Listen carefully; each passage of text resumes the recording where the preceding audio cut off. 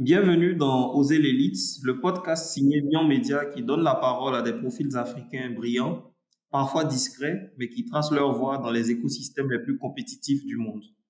Aujourd'hui, notre invité est Erwan Abbé, diplômé de l'ESCA à Abidjan, passé par les classes préparatoires de l'INPHB, formé à l'ESCP Business School et passé par Maastricht University. Il a été auditeur chez Deloitte, analyste en private equity chez Ametis, avant de rejoindre JP Morgan à Londres. D'abord comme summer analyst, puis comme investment banking analyst à temps plein. Dans cet épisode, on parlera de rigueur, de doutes, d'opportunités, de réseau, de soft skills, de role model et de cette question que beaucoup se posent. Comment on passe d'Abidjan à la City et surtout, pourquoi le faire? Merci Erwan d'avoir accepté notre invitation. Merci Emmanuel pour cette lucarne qui m'est donnée de partager mon parcours. Je t'en prie, et puis on va entrer dans le vif du sujet. Alors, comme première question, si tu devais te présenter en une phrase, hors de toute étiquette professionnelle, que dirais-tu? Écoute, c'est une question difficile à laquelle on ne pense pas toujours, parce qu'on a tendance à se définir avec les étiquettes professionnelles. Mais je dirais que je suis un Ivoirien, et donc par ricochet champion d'Afrique en titre, vivant à Londres en ce moment, l'aîné d'une famille de deux enfants, euh, et aussi chrétien catholique. Très bien, simple, concis, efficace. Alors, tu es passé par plusieurs écoles reconnues. Tu as fait les classes préparatoires de l'INPHB, tu es passé par l'ESCA, tu as fait l'ESCP, tu as eu un échange académique à Maastricht, en Hollande. Comment as-tu construit cette trajectoire? Est-ce que c'est quelque chose qui était planifié ou sinon, est-ce qu'il y a eu un peu d'opportunisme ou des rencontres fortuites qui t'ont permis justement de tracer cette trajectoire? Non, écoute, oui, bien entendu, oui, si la question c'est est-ce que quand j'ai eu mon bac en 2012, je savais que je serais là aujourd'hui, la réponse c'est clair, non. Donc il y a eu beaucoup de, alors désolé pour l'anglicisme, de try and error, donc il y a eu beaucoup de tâtonnements, il y a eu beaucoup de discussions, il y a eu beaucoup de choses qui se sont faites peu au fil de l'eau. Mais non, c'était pas c'était pas prévu, tout ce parcours n'était pas prévu dès le départ. Donc oui, bon, je peux rentrer dans le détail si c'est déjà le moment de le faire, mais non, faut faire court, ce n'était pas prévu. Très bien. Donc, on va dire que quelque part, il y a eu une part de, de destin. Voilà, c'était pas totalement tracé, comme tu le dis, mais après, c'est des choses qu'on va détailler dans la suite des questions. Déjà, commençons par ton parcours à l'INPHB. On décrit les classes préparatoires à l'INPHB comme rigoureuses. Comment est-ce qu'elles ont façonné ton état d'esprit déjà? Euh, Où est-ce que tu as eu le bac? Dans quel lycée? Comment est-ce que tu te prépares pour avoir l'admission à l'INPHB? Et comment ton séjour là-bas finalement permet d'avoir une bonne base déjà dès l'entrée à l'université? Oui, donc voilà, effectivement, donc effectivement, beaucoup de choses commencent avec INP, mais voilà, peut-être je vais être surpris, mais je ne connaissais même pas l'INPHB, je crois, quand j'ai eu mon bac. Ou alors, j'ai connu l'INPHB peut-être quelques mois avant mon bac, mais il me semble que je ne connaissais même pas l'INPHB quand j'ai eu mon bac. Et que, en fait, en réalité, on se demandait, enfin, qu'est-ce que j'allais faire après mon bac. On avait essayé d'explorer, comme beaucoup de gens à Abidjan, des écoles à l'étranger. Et on avait exploré plusieurs choses. J'ai une tante qui vit en Belgique, donc on avait exploré la Bruxelles et je me rappelle, il y avait une école qui s'appelait la Solvay Business School, qui à l'époque me faisait rêver. Je crois que j'avais postulé, ça n'avait pas marché. C'était une école qui avait un programme qui faisait à la fois, qui faisait un mix de gestion et d'industrie.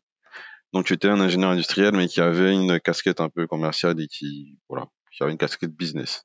Donc c'est ça qui m'avait beaucoup intéressé. Je crois que j'avais postulé, ça n'avait pas marché. Je crois que j'ai aussi fait Campus France à l'époque. Euh, pour ceux qui savent, je sais pas si c'est toujours la même procédure, mais en tout cas à l'époque c'était le portail qu'il fallait utiliser pour postuler dans les universités françaises.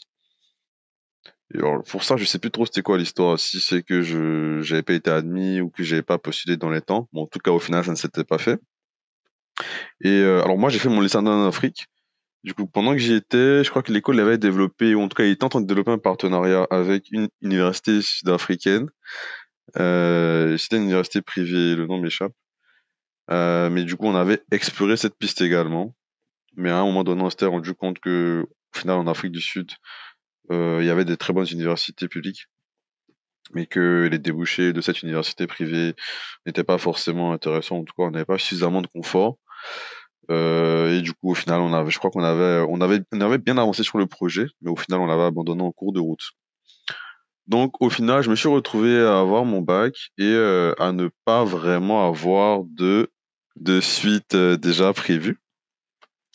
Et je crois que c'est à ce moment-là que, parce que mon père avait fait Nona en Afrique justement avec deux amis à lui qui avaient fait l'ESCA.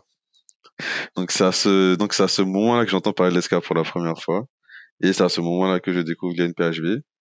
Et du coup, mon père me met en contact avec ses deux amis. Donc il y avait tonton Breton, qui était à l'époque directeur financier des CIFCA. Et il y avait aussi un autre tonton dont le nom m'échappe un petit peu, je me rappelle plus de sa fonction. Donc je parle avec ces deux tontons et qui m'expliquent enfin, avec les mots que bah, je peut comprendre, ce que l'ESCA, ce qu'on y fait, et bon, voilà. Je comprends que l'ESCA est au sein de l'INPHB en ce moment, etc. Et donc, il devient à ce moment-là clair qu'il faut passer par donc le concours pour entrer à l'INPHB et donc les classes préparatoires pour pouvoir viser l'admission en ESCA. Je crois que dans la même période, parce que ma mère, qui a aussi joué un rôle déterminant dans mon orientation scolaire, bon, mes deux parents, mais ma mère en tout cas, on va dire au jour le jour, portant un certain nombre de sujets dans, pratiques, et donc qui vraiment était à la recherche de tout ce qui pouvait être possible, de bourses, etc. Et je crois que dans ces différentes recherches, elle avait trouvé aussi une opportunité pour une bourse pour aller au Maroc. Donc donc au final j'avais postulé à ça également et je crois que j'avais été admis à l'ENCG d'Agadir. Donc au final on est parti d'avoir le bac autour de juin, juillet ou août, je sais même plus c'était quand, vraiment savoir où aller et on s'est retrouvé je pense un ou deux ou trois mois plus tard avec à la fois admission à l'INPHB et admission aussi à l'ENCG d'Agadir pour la bourse. Et du coup c'est là qu'il a fallu faire un choix et que le choix s'est porté pour les classes préparatoires parce que voilà, j'ai été un peu plus convaincu, on va dire peut-être enfin ce que mes tontons justement m'avaient expliqué par rapport à l'ESCA. J'avais vu les débouchés, j'avais vu où ils étaient aujourd'hui, j'avais vu où ils étaient au moment où nous parlions. Et j'ai été justement aussi un peu intrigué à cette époque. J'étais quand même, je comprenais pas comment est-ce qu'on pouvait avoir une très bonne école comme ça en Côte d'Ivoire. Je ne la connaissais pas, alors qu'il y avait vraiment des personnages illustres qui y étaient passés et tout. Et au final, c'est comme ça que mon choix s'est porté sur l'INPHB et je suis parti en classe préparatoire. Et voilà, ça a été une expérience très formatrice. Et je pense que ta question, c'était comment est-ce que ça s'est passé en prépa, c'est ça? Aussi? C'était un bout de Oui, ta question? aussi. Oui. Oui. Oui, donc bon, voilà, effectivement, donc je suis admis en prépa commerciale comme prévu, enfin comme souhaité. Donc, en fait, tu rentres à l'INPH avec un objectif clair. Ton objectif, c'est vraiment d'intégrer l'ESCA. Voilà. Non, effectivement, ça c'était clair parce que c'est comme ça que j'ai connu l'INPHB au final. Donc quand je rentre à l'INPHB, c'était clair, effectivement, il fallait entrer en SK. Après, effectivement, sur place, j'ai fait d'autres rencontres. Il y a eu aussi quelques. Enfin, j'ai toujours été quelqu'un d'assez d'ouvert d'esprit. J'ai toujours été quelqu'un d'ouvert d'esprit. Donc, j'étais ouvert d'esprit et j'ai écouté aussi euh, les autres personnes qui étaient dans des autres écoles ou filières et qui expliquaient ce qu'ils faisaient, leurs débouchés, etc. Mais c'est vrai que oui, je venais déjà dans l'idée d'intégrer l'ESCA. Et du coup, bon, les classes préparatoires, c'est assez particulier. C'est pas comme le lycée. C'est très différent. Moi, j'avais fait un bac scientifique, un bac C. Donc, normalement, le système ivoirien est censé être donc la série de baccalauréat où on travaille beaucoup. Mais je dirais que les prépas, c'était un tout autre monde. Hein. Moi, j'avais toujours eu quand même de bonnes notes à l'école, mais en prépa, voilà, c'est complètement différent. On a des notes vraiment vraiment minable sur les premières évaluations et tout. Donc, on peut facilement prendre un coup au moral, mais ça fait partie du jeu, on va dire, et de la formation. Donc, si t'es quelqu'un qui a l'habitude d'avoir 16-17, quand tu arrives en prépa, bon, surtout sur les cours de maths, c'était compliqué. Tu n'as pas 17 en maths avec les cours de nos professeurs à l'époque. Donc, il y avait, par paix à son âme, tonton BK, comme on l'appelait, et d'autres personnes. C'était une expérience assez particulière, mais effectivement, qui était très formatrice. Bon, aussi, ça, la prépa, ça te forme déjà à bosser beaucoup. Et c'est en prépa que j'ai appris. Je pensais que je bossais beaucoup en terminale, mais non. Mais c'est en prépa vraiment que j'ai travaillé cette aptitude-là, vraiment à pouvoir travailler beaucoup et avec des heures tardives et être préparé dans une courte période pour des choses qui doivent arriver. Donc, c'était vraiment une expérience très formatrice. Pas facile du tout, mais très formatrice. Très bien. Donc, c'est un parcours très intéressant hein, de savoir aussi que, parce que les résultats du bac sont sortis il n'y a pas très longtemps aussi, à Abidjan, en Côte d'Ivoire. Et donc, euh, il y a beaucoup d'étudiants qui doivent certainement se poser la question de savoir qu'est-ce qu'ils vont faire et tout. Donc, ton expérience montre que c'est pas forcément la chose la plus évidente, puisqu'il y a quand même eu un ensemble de circonstances qui t'ont conduit à l'INPHB. Ça n'a pas été la chose la plus fluide possible, mais bon, finalement, tu as réussi à retomber sur tes pieds, à trouver une filière qui puisse correspondre à tes aspirations. Et puis, Oui, oui, oui, oui. Non, effectivement, c'est pas évident. Et c'est vrai que je l'ai quand même, enfin, je l'ai un peu, j'ai même pas mentionné ça, mais il y a eu déjà la réflexion de ce que j'allais faire et tout. Tout ça, ça n'a pas été facile. Mais de la médecine, tous mes deux parents étaient médecins, donc beaucoup de gens me disaient avant, mais tes parents sont médecins, pourquoi pas le faire? Bon, voilà, c'est un domaine que j'ai pas choisi. J'ai considéré pour aussi quelle des domaines raison? un Parce peu que plus c'est techniques. assez intriguant quand même, quand on a grandi dans une famille de médecins, de pas envisager au moins. Non? Oui, oui. Alors, mes parents m'avaient toujours dit, la médecine, c'est un métier. Alors, pour le faire, il faut être passionné. Ok. Il faut être passionné et voilà, il y a un contexte aussi en Côte d'Ivoire par rapport aux médecins. Donc il faut être passionné. Donc il faut pas y aller juste parce que mes parents ils ont fait de la médecine.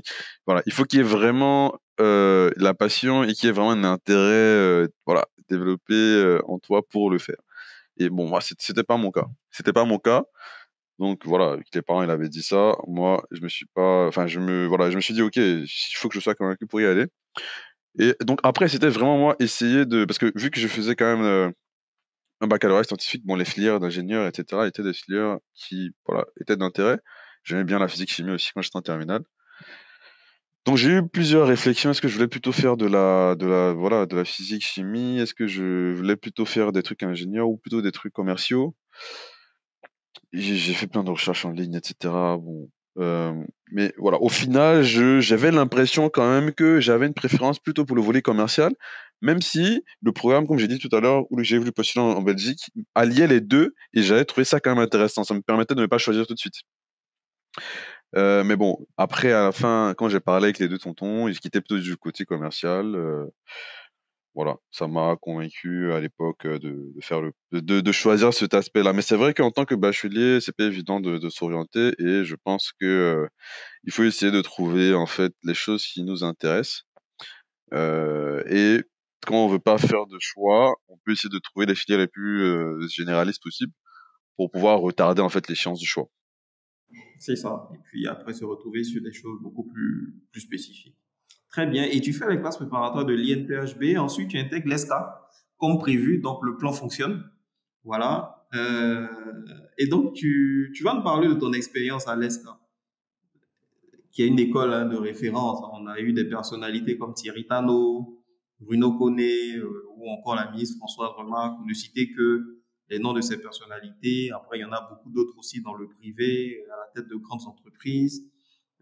Tu y as été aussi président d'association, si ma mémoire est bonne. Du coup, comment tu intègres l'ESCA? Parce qu'il me semble qu'il y a un concours également après les classes préparatoires pour l'intégrer. Et puis après ton expérience de cette école. Oui. Alors déjà, effectivement, hein, donc à l'époque, pour l'entrée à l'INPHB, ils avaient enlevé je crois, le concours écrit. Donc c'était vraiment sur dossier. Donc au final, c'était une question d'avoir des bonnes notes, etc. On peut rentrer donc en classe préparatoire. Et alors, mais pour la partie SK, là, effectivement, comme tu l'as dit, là, il y avait un concours écrit à passer. Donc, c'était un concours après 2 années donc, après 2 années de classe préparatoire, hein. C'était un concours qui était distinct. Et la particularité aussi, c'était que, il me semble, en tout cas, à part si le système a changé, que les notes obtenues en classe, bah, ne comptaient absolument pas pour le concours. Ok. Donc, c'était que les Euh, notes du concours qui étaient regardées. C'était que les notes du concours étaient regardées. Oui, effectivement. Donc vraiment, c'était et du coup, les gens avaient plusieurs stratégies. Bon, bien sûr, en première année, il fallait avoir des bonnes notes pour passer. Il fallait avoir des notes suffisantes pour passer en seconde année, même si bon, je sais plus comment c'était comment est-ce qu'ils mettaient les limites, mais voilà, il y avait une manière de le faire. Il faut savoir aussi que en réalité aussi en prépa, on ne redouble pas la première année. Donc, il faut passer en classe supérieure. Mais je me souviens plus exactement comment est-ce qu'ils s'organisaient pour évaluer les gens au passage, parce que la plupart des gens n'avaient pas 10 de moyenne, hein, parce que, comme je t'ai dit, les moyennes étaient vraiment assez basses. Parce que les cours étaient assez Oui, bas. donc Je c'était crois pour que le ranking, quoi, c'était plus la moyenne. non, parce que c'était pas une affaire de si t'es le dernier, tu passes pas, mais je crois qu'il y avait peut-être des notes minimum. Mais j'avoue que, étonnamment, je m'en souviens plus très bien. Mais en tout cas, on ne reprenait pas la première année. Et il me semble qu'il y a quand même des gens qui avaient été quand même aussi renvoyés en première année. Je suis peut-être très sûr. Mais en tout cas, en deuxième année, par contre, oui, là, tu peux échouer au concours. Et si tu échoues au concours, tu peux refaire la prépa une deuxième fois. Mais les notes en classe, il me semble en tout cas, ne comptaient absolument pas pour le concours. Et du coup, il y avait quelques personnes qui voilà, ne se fatiguaient pas forcément à faire les devoirs ou en tout cas avoir des notes excellentes, mais vraiment étaient focalisés sur la préparation au concours, même si en réalité tout le devoir nous préparait plus ou moins. Mais oui, il fallait préparer le concours et oui, c'était une année assez stressante. C'était une année assez stressante où c'était vraiment tout pour le concours. Et oui, bah, ouais, bah, bon, à force, il y a eu Et du j'imagine, travail hein, parce que, acharné. voilà. Oui, il y a eu du travail acharné, effectivement. Bon, il y a eu aussi quand même la grâce de Dieu, parce que je suis chrétien et donc je suis convaincu que Dieu a toujours sa main, il a toujours sa main dans tout ce qu'on fait, dans tous les projets qu'on a, qui ont permis que effectivement je sois admis en SK. Et donc, oui, c'est un concours assez compétitif. On n'a jamais vraiment.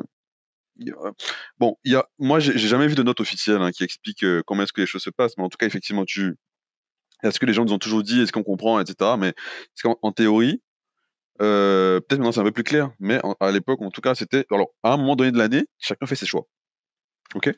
Par rapport à l'école dans laquelle il veut rentrer, après la prépa. Et on avait plusieurs écoles. Donc, on avait l'ESCA et on avait les autres écoles. Et du coup, donc, la première théorie, c'est que tous les gens de la prépa veulent faire l'ESCA.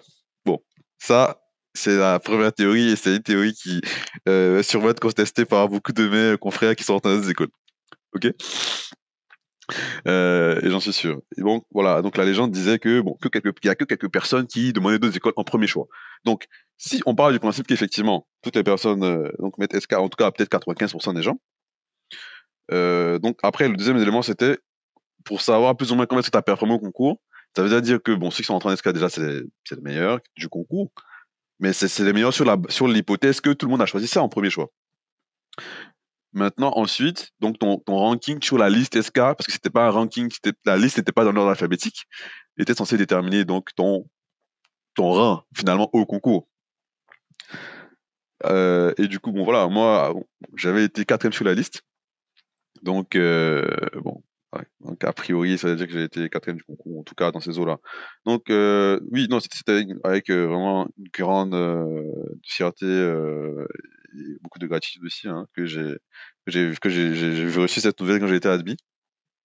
Donc oui, je pense que c'était en tout cas l'un des il y a eu quand même dans toute la vie de toute personne, il y a des jours où on est vraiment content, on est vraiment fier, mais je pense que le jour où j'ai reçu la nouvelle que j'ai été admis en SK, vraiment c'était un jour Ah de ouais, plus que célébration. le bac, plus que l'admission à l'INP en elle-même, bon, enfin, plus que l'admission à l'INP avait pour objectif d'intégrer l'ESCA.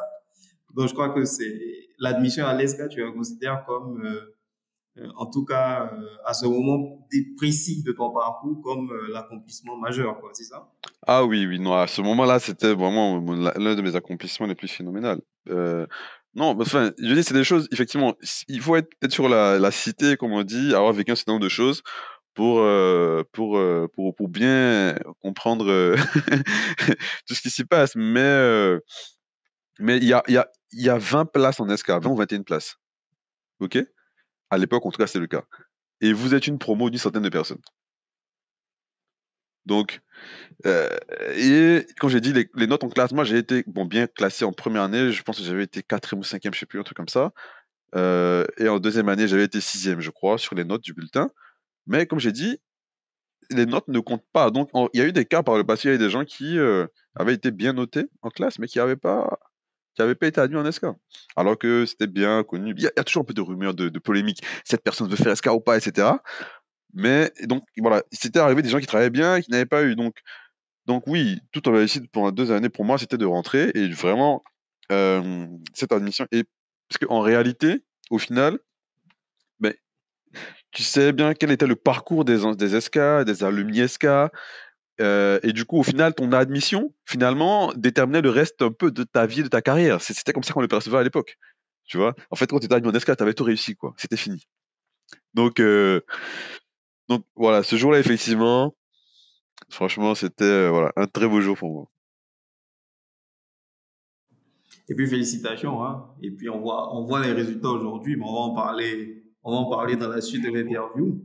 Et après, tu décroches une admission à l'ESCP après quelques années d'expérience professionnelle. On parlera de cette expérience-là dans quelques temps. Mais comment est-ce que tu intègres l'ESCP, qui, on le rappelle, est l'une des meilleures écoles de commerce d'Europe? Et puis, quels sont tes conseils pour ceux qui aspirent à intégrer une école de ce niveau? Oui, alors je vais répondre, mais c'est vrai qu'effectivement, je me suis rendu compte que j'avais posé une question aussi sur comment ça s'est passé à l'ESCA, effectivement, à laquelle j'ai oublié de répondre. Mais l'ESCA a été très formatrice en termes d'école. Et en réalité, on s'en prépare vraiment qu'on apprend en fait à travailler dur et on développe un certain nombre de capacités à travailler longtemps, etc. En ESCA, on reçoit des cours orientés business qui nous permettent donc de nous projeter en entreprise. Mais ce qu'on apprend vraiment en ESCA, ce sont les soft skills. Et ces soft skills qui sont développés au travers du travail associatif qu'on fait. C'est vraiment là qu'on se forme. Euh, il y a beaucoup de choses, mais moi, il y a une des choses qui m'a marqué en ESCA et qui a continué de me marquer, qui jusqu'aujourd'hui j'essaie d'appliquer. C'est qu'en ESCA, pendant qu'on faisait travail associatif, on travaillait avec nos devanciers. Quand on te confiait une tâche et que tu n'arrivais pas à la réaliser et que tu sais te justifier, on t'arrêtait tout de suite. On te faisait comprendre que, en fait, tu as une obligation de résultat.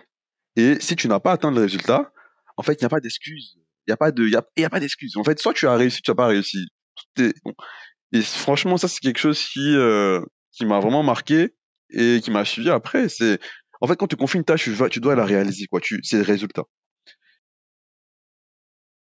Après, on a déjà la mentalité de dirigeant, puisque vous êtes appelé après à prendre des fonctions importantes, voilà.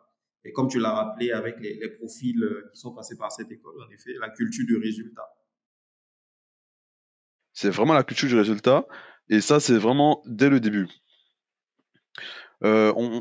Aussi, bon, je vais pas forcément rentrer dans les détails, mais en tout cas, on adopte une certaine posture sur la cité qui est censée aussi nous forger notre personnalité et nous apprendre, on va dire, voilà, à avoir confiance en nous, etc. Et ça aussi, des choses qui te forment. Dans le cadre de l'association, on travaille sur quand même des gros projets. Moi, je me rappelle à l'époque, bon, j'étais rentré en SK, donc comme tu as dit, à un moment donné, j'étais président de l'association. Donc, pendant ma deuxième année, j'étais président de l'association. Donc, j'avais quel âge? Peut-être 20, 21 ans. Et donc, en tant que président, on avait enfin, j'avais la responsabilité d'organiser ce qu'on appelait le Today à l'époque, qui était, bon, ça existe toujours, hein, mais bon, aujourd'hui, c'est plus une marque, voilà, Today. Mais à l'époque, c'était le tournoi omnisport du district autonome de Yamoussoukro. Et c'était un événement qui rassemblait des milliers de personnes. Et dans le cadre de l'organisation de cet événement, il nous fallait avoir des sponsoring. Et donc, moi, en tant que un petit, ouais, bon, petit, bon, voilà. Et tant que j'ai 21 ans, 22 ans, donc j'ai eu à faire plusieurs déplacements sur Abidjan pour rencontrer, on s'appuyait quand même sur notre réseau d'aînés, etc., tu vois. Mais, je me souviens de moi, parce qu'on avait eu un sponsoring de MCN, hein, à l'époque, je pense que c'était 2 ou 3 millions pour le Today. Et donc, je me suis retrouvé, par exemple, dans une salle de réunion avec, en tout cas, un des responsables marketing de MTN pour vendre l'événement et le convaincre quand même de nous confier, de donner de l'argent pour organiser l'événement. Donc, c'est à ce genre de choses-là qu'on était exposés dans le cadre de l'ESCA et du travail associatif qu'on faisait. Et on avait organisé quand même un bel événement.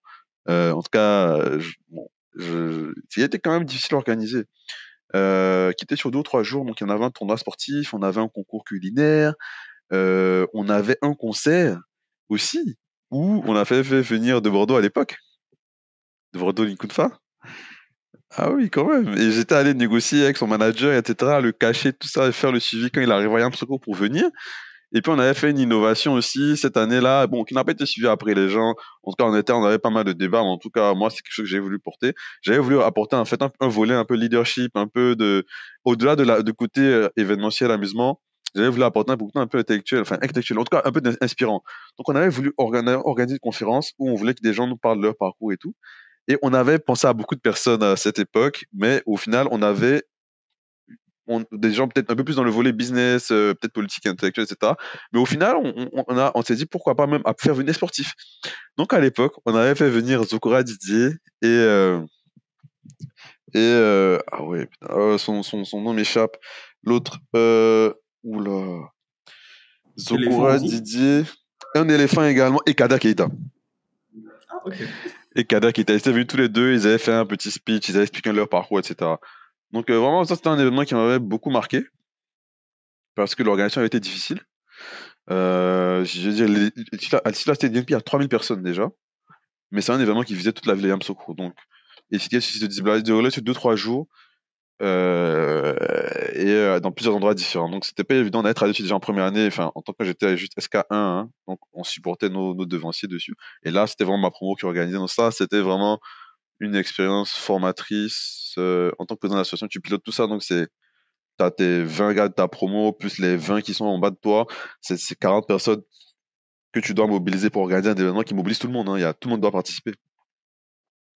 Et il faut travailler avec les sponsors, etc. Donc, franchement, c'était une expérience aussi qui m'a vraiment marqué. Donc, globalement, l'ESCA, c'est ça, c'est vraiment des expériences pratiques. Et c'est pour ça que ceux qui veulent faire du marketing, ils font déjà le travail en ESCA, hein. Quand ils arrivent en entreprise, ils savent déjà Ils comment sont ça déjà marche. opérationnels, en fait. Ils sont déjà opérationnels, mais c'est aussi à cause de ce genre de choses. Pour ceux qui veulent faire d'autres métiers, l'audit, etc., là, on bénéficie plus du retour des anciens qui viennent nous faire des séminaires, qui viennent en plus de ce qu'on apprend en cours, euh, et qui viennent nous expliquer concrètement comment l'audit marche, etc., hein. Bon, ça veut dire que quand ils arrivent aussi en audit, ils savent comment les choses marchent. Mais voilà, globalement, ce qu'il faut retenir de l'ESCA, c'est une école où les alumni ont un rôle très important et sont en contact quotidien avec ceux qui sont en ESCA. On a plein d'aînés qui sont partis, qui passaient, qui venaient sur la cité régulièrement. Et chaque fois qu'un aîné vient à Yamoussoukro, il cherche à voir les anciens, les cadets. Et on avait des échanges des fois de 5, 10, 15 minutes. On pouvait poser des questions sur le parcours de l'aîné, etc. Et les aînés viennent toujours au Toudé. On a plein d'événements dans l'année où on a des contacts avec eux. On a le Donc, le réveillon SK réseautage chaque est année. vraiment vivant hein, dans ce réseau. Ah oui, non, c'est très important. Et je peux te dire, la seule et unique fois que j'ai vu Thierry Tano et entendu en personne, c'était quand j'ai été admis à l'ESCA. Il y avait ce qu'on fait toujours, on appelle la présentation des admis à l'ESCA. On les Ok, une présente en sorte de fait rentrée au officielle, c'est réseau ça? d'anciens. Voilà, voilà.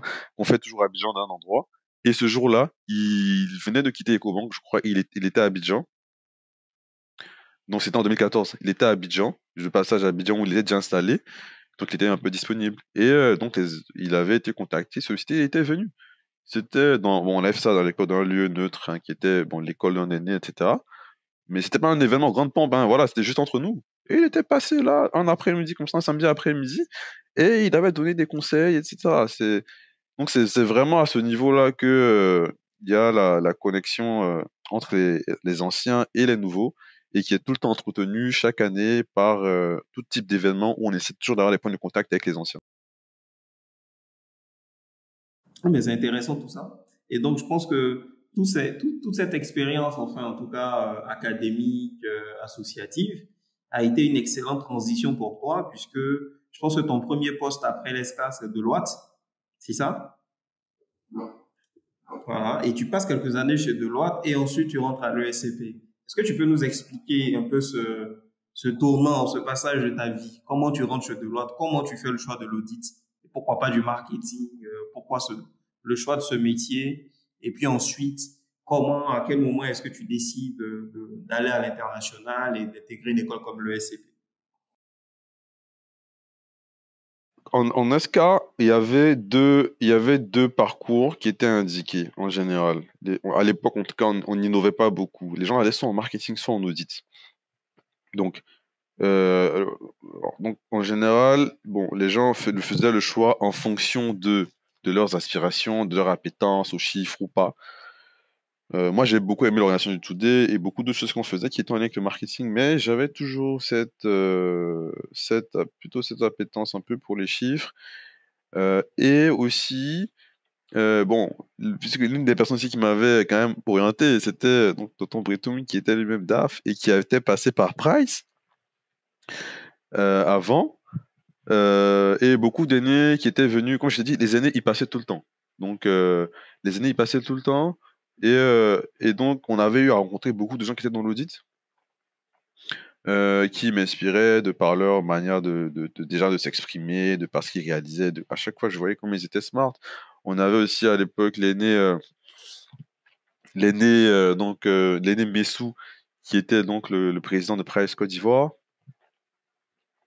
Avec pas mal d'aînés aussi qui étaient chez Price, parce qu'en fait, si tu veux, il y avait ce petit, il y a toujours des rivalités donc dans entre les différentes écoles, hein, de commerce de l'INP, et donc donc il y avait en fait Price, il y avait vraiment une bonne concentration d'ESCA, où donc de Deloitte, il y avait une bonne concentration de sièges, et qui était aussi à l'époque donc dirigé par Monsieur Marc Wabi, et il y avait EY qui était plutôt neutre, et KPMG aussi à l'époque qui était neutre. Bon.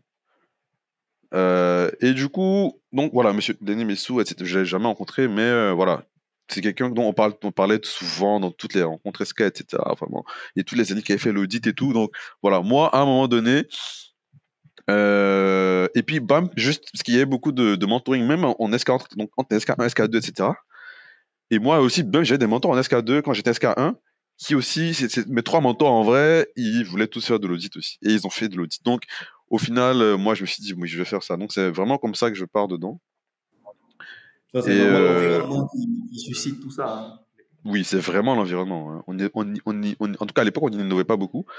Et comment dire?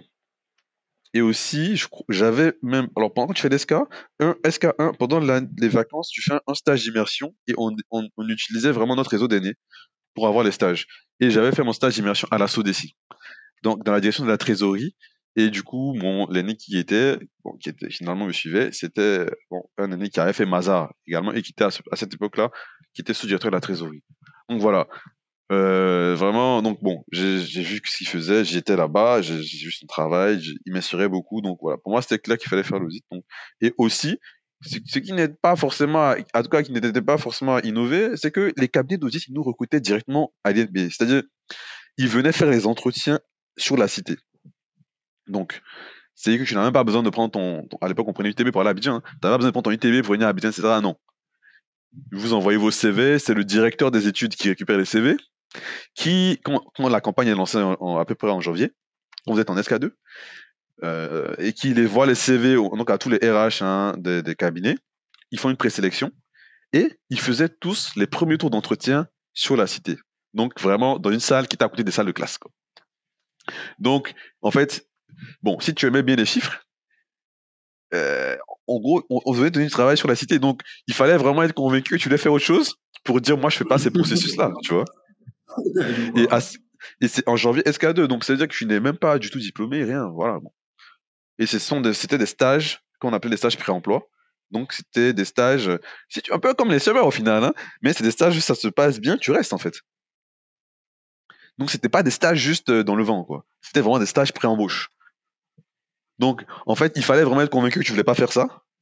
pour ne pas sauter sur l'opportunité. Et du coup, c'est comme ça que voilà, donc, bon, voilà, je commence en audit et oui, bon, voilà, je passe 3 ans à Deloitte à peu près. Bon, 3 ans en CDI, on va être 6-7 mois de stage pré-emploi.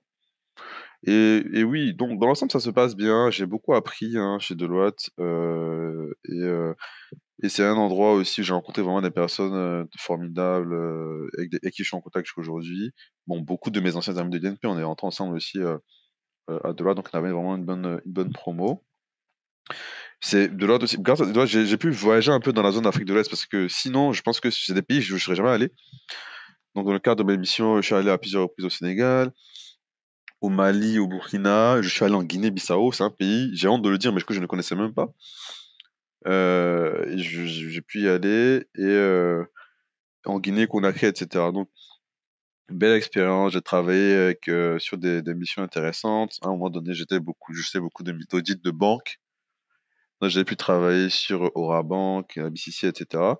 Donc, c'était des expériences assez intéressantes.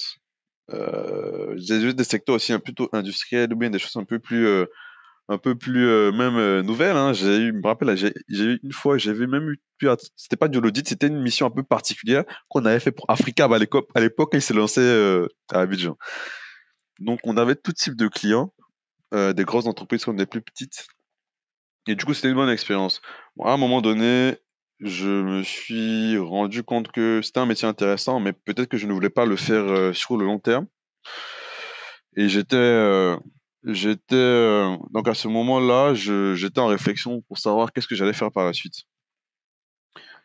Et à l'époque, alors c'est quelque chose que j'ai pas dit, mais c'est que euh, bon, certes, j'ai voulu faire l'audit et tout avec l'ESCA, etc. Mais j'avais eu quelque chose qui m'avait quand même un peu attiré mon attention quand j'étais en prépa. Et j'avais découvert, je lisais un magazine à l'époque qui s'appelait Afrique Méditerranée Business, où j'avais entendu parler du private equity pour la première fois. Et c'était en fait Monsieur Vincent Le Guénou, qui était à l'époque le directeur de CP, qui donc parlait du fond, de ce qu'il faisait. Et donc j'avais vu ça, j'avais trouvé ça assez intéressant. J'avais vu aussi à l'époque qu'il parlait de voilà, créer des championnats nationaux, etc. Donc, ça m'avait quand même intrigué, mais autour de moi, bon, voilà, il y avait personne qui le faisait et bon, voilà.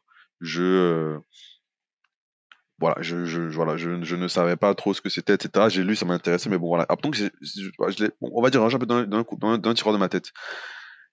Et du coup, quand j'étais justement chez Deloitte, à un moment donné où je me posais des questions, etc., on travaillait justement sur donc une banque qui était détenue par ECP. Et j'ai vu comment est-ce que donc, ECP avait travaillé avec cette banque-là pour vraiment la développer et vraiment la retourner. Et c'est là que je me suis dit, écoute, les métiers de la finance sont assez intéressants, donc pourquoi pas m'y réorienter. Et c'est comme ça que je fais la réflexion aussi de me dire que bon, peut-être je vais reprendre des études parce que je m'étais renseigné à l'époque pour voir s'il y avait des passerelles et il n'y en avait pas vraiment entre l'audit et ces métiers. Donc c'est comme ça que je parlais à quelques personnes, dont quelqu'un qui avait fait les decks et qui était à EcoBank, qui était dans la partie un peu banque d'affaires et qui m'avait dit bon, écoute, tu peux essayer de faire le move, mais c'est pas évident, il n'y a pas beaucoup de place. Là, on parle aussi de 2019-2018. Il y avait les fonds d'investissement n'étaient pas autant mainstream qu'aujourd'hui. Ils n'avaient pas autant d'équipes en local, etc. Donc aujourd'hui, je vois des personnes qui ont réussi à faire le move hein, en passant par le TS, pas l'audit. Mais à l'époque, en tout cas, ça restait assez anecdotique. Donc c'est comme ça que je commence à me dire que, ok, vu que beaucoup de gens de ces fonds-là avaient fait des études à l'étranger, dans des grandes écoles. Et puis bon, voilà, moi aussi, Tu as j'avais mentionné par exemple Vincent Le 24-25 ans. Guenou, hein, qui est passé par HEC. C'est peut-être une inspiration aussi. Ça a été peut-être une inspiration pour toi. Non. Oui, oui, oui, oui, oui, oui. Bon, effectivement, ouais, oui, effectivement, il a eu ce parcours-là. Après, je crois qu'il a fait Harvard également. Exactement. Bon, la personne même avec qui j'ai parlé aussi, hein, qui était chez Okomo, à l'époque, qui avait fait le deck, il était rentré en Côte d'Ivoire. Et je pense qu'il y avait aussi, je pense qu'à l'époque, j'étais tombé aussi sur le profil de Laurine Olson, qui aussi avait fait le Web Lyon avant d'être chez Amétis à Abidjan. Oui, je crois que j'avais vu quelques autres profils comme ça qui avaient tous eu des expériences à l'international avant d'avoir pouvoir intégrer ces fonds-là. Je crois que même l'équipe de CP à l'époque à Abidjan, voilà, il y avait personne qui avait étudié en Côte d'Ivoire, etc. Bon, ayant vu tout ça, je me suis dit, ok. Bon, moi, j'avais que 25 ans, je me suis dit, bon, ouais, ouais. Moi, même au début, quand j'ai commencé à me renseigner, je me suis dit, bon, pourquoi pas faire un autre diplôme? Et donc, c'est comme ça que je commence à faire les recherches et que finalement, je m'oriente vers donc la course vers les écoles de commerce françaises. Et puis finalement, tu décroches une admission à l'ESCP. Voilà, on l'a dit, hein, très très bonne école de commerce, très bien classée. Et Oui, du coup, oui, oui, comment est-ce que tu as appréhendé cette admission dans cette école en particulier? oui. C'est quoi l'histoire Euh, derrière cette admission? Non, belle histoire, hein. Je pense que voilà, je pense que le SCP aussi, voilà, je pense que ça a été après l'admission en SK, le deuxième milestone qui m'a vraiment aussi voilà, qui m'a rendu fier. Parce que bon, au final, c'était pas été évident parce que pour toi tu connais également le processus que toi aussi tu as fait l'ESSEC, hein, qui est notre qui est notre rival, notre arch némésis, où bon, voilà, hein.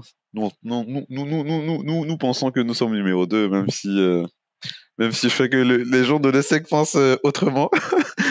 Et l'ESSEC, Ah, j'ai que les postulé à gens de l'ESSEC d'ailleurs. l'ESSEC, hein. Beaucoup de gens qui sont de l'ESSEC également. Mais bon, ça, c'est une toute autre histoire.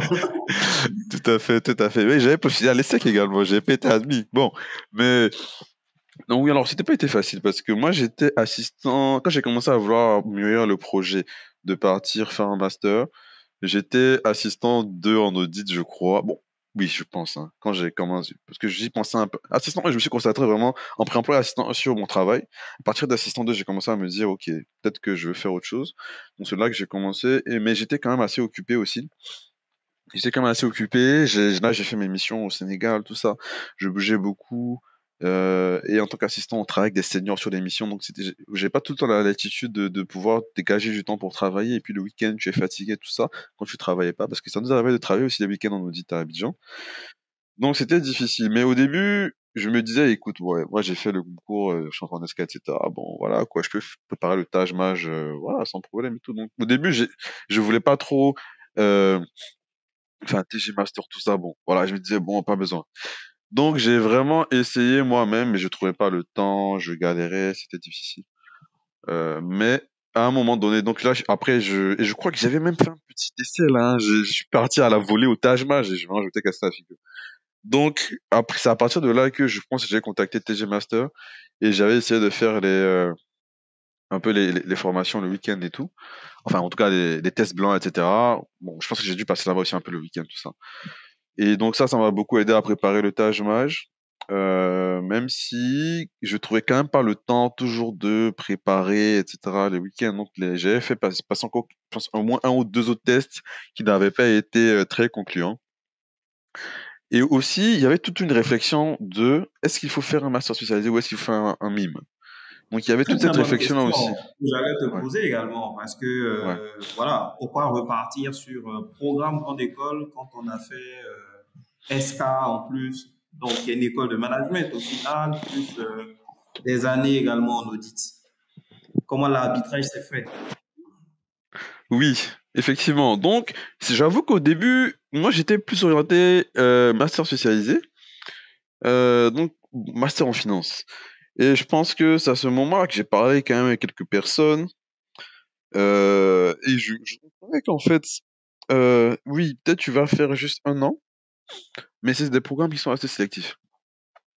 Donc, tu n'es même pas sûr d'avoir les admissions qu'il faut. En tout cas, dans le top 3. Le top 5 ou bon, 10 est un peu plus accessible, mais tu n'as aucune garantie que tu pourras après accéder aux meilleures carrières. Alors qu'en contrepartie, le mime donc c'est paraît un peu paradoxal, mais le mime qui est le programme donc d'excellence et le programme phare des écoles de commerce françaises est plus accessible que les masters spécialisés en finance. Donc on a beaucoup plus de chances de rentrer dans le master de mime d'HEC que dans le master en finance d'HEC. On a plus de chances de rentrer dans le mime de l'ESCP que le MIF de l'ESCP. Tout simplement parce que mais il y a 20 ou 25 personnes dans le master en finance de l'ESCP, alors qu'il y a 1000 personnes dans le MIM. Donc, c'est juste la loi des nombres. Donc, là, à ce moment-là, bon, tu te dis, OK, est-ce que je veux faire un truc rapide juste parce que je veux faire un master ou est-ce que je veux faire le programme qui me donne le plus de chances de faire ce que je veux par la suite?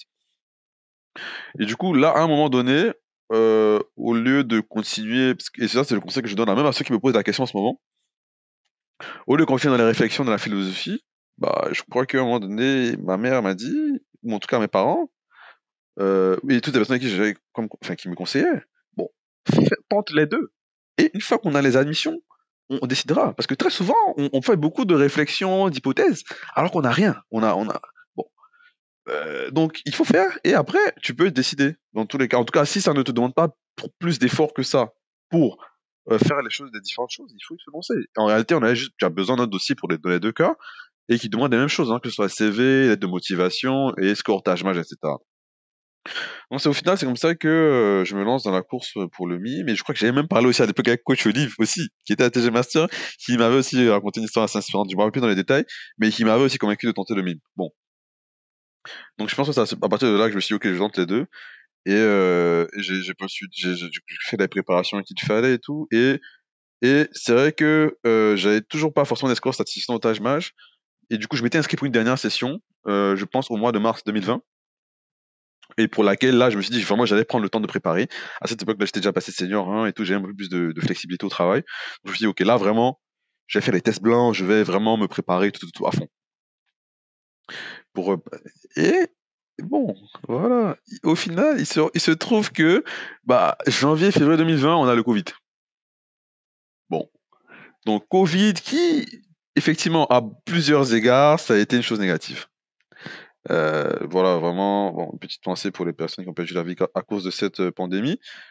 Mais moi, au final, bah, ça a été quelque chose de positif, en tout cas dans le cadre de mes candidatures, parce que le test de mars 2020 ou avril 2020 a été annulé parce que bon, voilà, les examinateurs ne pouvaient pas se déplacer, etc. Donc, au final, plus de tâches mage, donc voilà, donc l'obstacle tâche mage, il a sauté et il fallait juste présenter un dossier pour être admis dans les grandes écoles. C'était une mesure exceptionnelle qui a été annulée, hein, donc les années d'après, bon, voilà, je pense que c'était pas arrivé depuis je sais plus combien d'années et je pense que ce n'est plus arrivé ensuite. Et du coup, donc, voilà, c'est à ce moment-là que, bon, ok, donc là, je note mon dossier et je postule dans les différents programmes, sans tâche mage, donc que ce soit l'ESSEC, etc. Et tout. Et du coup, je suis pas pris à l'ESSEC, que ce soit dans le MIM comme dans le master en finance. Je ne suis pas admis au master en finance je pense que j'ai postulé au master en finance d'HEC, j'ai pas postulé au master en finance de l'ESCP parce que je pense qu'il n'était pas encore ouvert, etc. Et j'ai postulé ce qui s'appelait SAI à l'époque, je pense que ça a changé. C'est devenu Join the School in France, je sais plus. Et donc, voilà. Donc j'ai postulé, là aussi j'ai reçu beaucoup d'aide sur mon dossier, notamment sur mon CV de plusieurs personnes, notamment donc shout out à mon ami Philly Sissoko qui à l'époque m'avait pas mal aidé sur mon CV. Et j'ai postulé, j'ai fait vraiment dans les dernières minutes. Ma mère me disait, mais il faut soumettre le dossier, bon là, le délai va passer, etc. Vraiment, bon, quels sont ces changements qu'on fait jusqu'à la dernière minute, tout ça? À un moment, il faut faire. Bon, donc au final, j'ai soumis mon dossier, je pense, quelques minutes avant la fermeture du SAI. Ah oui, Et quand même, tu as pris un risque. oui, oui, oui. Ah oui, oui, oui, oui, oui, parce que oui, mon ami Philippe il continue à me faire des commentaires jusqu'à la dernière minute sur mon CV. Et, et ouais, merci à lui encore, hein. Et voilà, donc je soumets le SAI, et bon, après, bon, je suis admis, hein, donc je suis shortlisté dans les 5 écoles. Et là, après, on a la préparation avec les entretiens, tout ça, euh, avec les coachs TG Master, donc coach Achille, avec qui je fais aussi une mock interview. Et, et voilà, donc au final, oui, je suis admis donc à l'ESCP et dans 4 autres écoles, pas HEC. Et c'est comme ça que je décide d'aller à l'ESCP.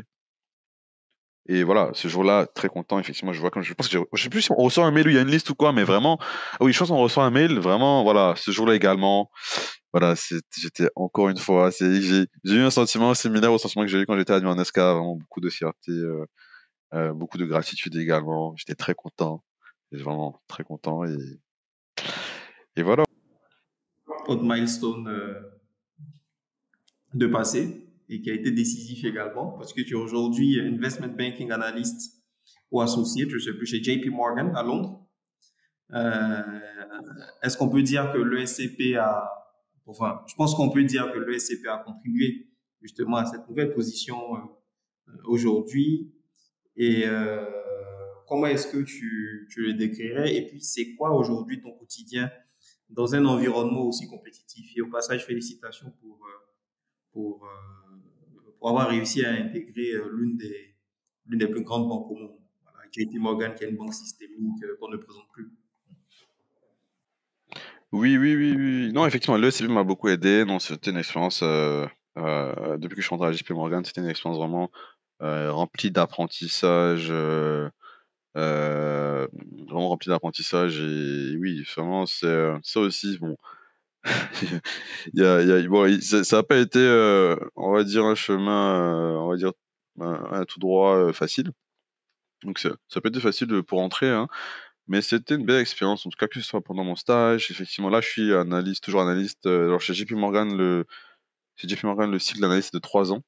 Donc là, je suis analyste 3 depuis maintenant un mois. Donc j'étais promu il y a juste un mois. Et c'est Félicitations après les pour trois la mois. Merci. promotion. Merci. Et donc c'est après les 3 ans, donc 3 ans qu'on passe donc associé chez JP. Non, expérience formidable, j'ai beaucoup appris et effectivement très compétitive et très challengeant. On travaille avec des gens qui sont tous plus smart les uns que les autres, hein, que ce soit dans ta promotion. Maintenant, je suis analyste 3 en dessous de toi, mais aussi au-dessus, hein, nos seniors, senior bankers, des gens qui sont dans le métier depuis plusieurs années, qui ont pas mal d'expérience, qui travaillent sur des deals hyper compliqués. Ils sont tous un plus bons les uns que les autres, et c'est le système de up or out, donc des gens qui arrivent à rester là jusqu'à devenir MD, c'est des gens qui sont extrêmement brillants. Donc, oui, c'est bien entendu, oui, le CPAD, puisque il recrute des gens des meilleures écoles. Mais oui, non, c'était une très belle expérience et oui, oui, pour laquelle je suis donc, extrêmement reconnaissant, hein. Je remercie au Seigneur d'avoir permis que je rentre. Et effectivement, mon offre aussi chez JP Morgan aussi était voilà, au même rang que mon admission à l'ESCP et mon Oui, admission à l'ASCA. effectivement, et on veut Vraiment, savoir comment un tu jour, réussis à intégrer JP Morgan. C'est quoi l'histoire derrière cette intégration? Comment est-ce qu'on entre dans une banque de ce type? écoute, dans l'histoire, alors, bon, donc je rentre à l'ESCP. Donc, dans un premier temps, je postule pour tout ce qui est Spring, tout ça. Parce que, alors, ici, à Londres, en général, il y a un cycle, donc des banques, en fait, essaient d'être en contact avec les jeunes talents très tôt. Donc, dès que les gens rentrent à l'université ici, après l'équivalent du bac, hein, bachelor, dès la première année, ils ont des programmes déjà pour déjà avoir des contacts avec ces gens qui sont brillants, qu'ils appellent des Spring Weeks. Et donc, c'est juste des événements de 2-3 jours, en fait, où ils présentent, en fait, ce qu'ils font comme banque, hein. Et donc, ça leur permet d'avoir un contact avec les gens qui font partie de ce genre d'événements. Et pour ceux qui le détectent déjà, ils leur font passer des interviews pour faire un summer internship, donc l'année d'après. Parce qu'il faut comprendre que les summer internships, c'est des programmes qui ont été designés, en fait.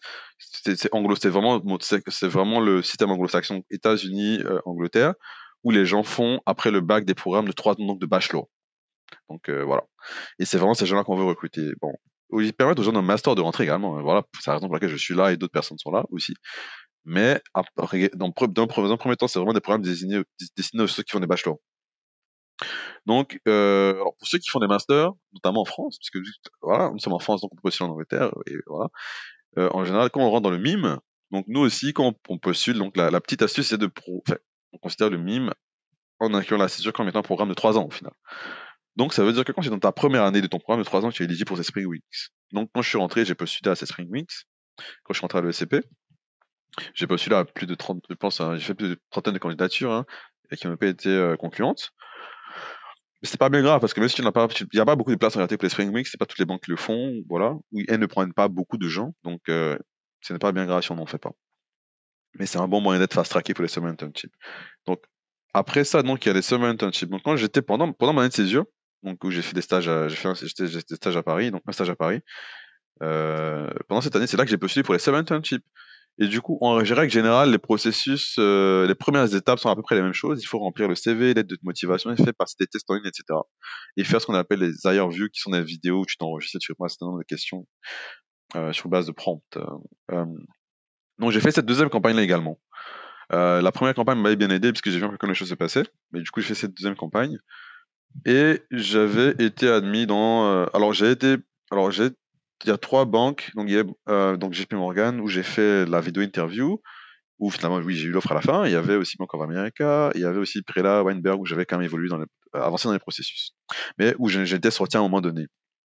Et ce qu'il faut savoir aussi, c'est que normalement, dans les banques, les recrutements des summer internships, c'est vraiment la période de la recruiting season, c'est vraiment entre, on va dire, fin juillet, début août et décembre. Les dernières offres sont vraiment sont faites à ceux qui sont retenus vraiment en décembre.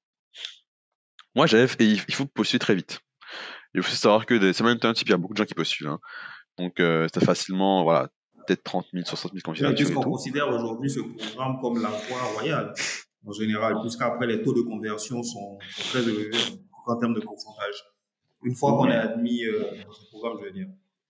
oui, oui, effectivement. Donc, c'est des programmes déjà c'est des programmes pour embaucher. Donc, quand tu rentres en fait, c'est des programmes juste pour embaucher. Donc, cette promotion-là, ils choisissent parmi ces personnes qui viennent pendant le stage d'été, les personnes qui veulent garder dans l'équipe et qui reviennent l'année d'après. Donc, c'est un peu comme le stage pour embauche qu'on avait en Côte d'Ivoire, dans des cabinets d'audit. C'est à peu près la même idée.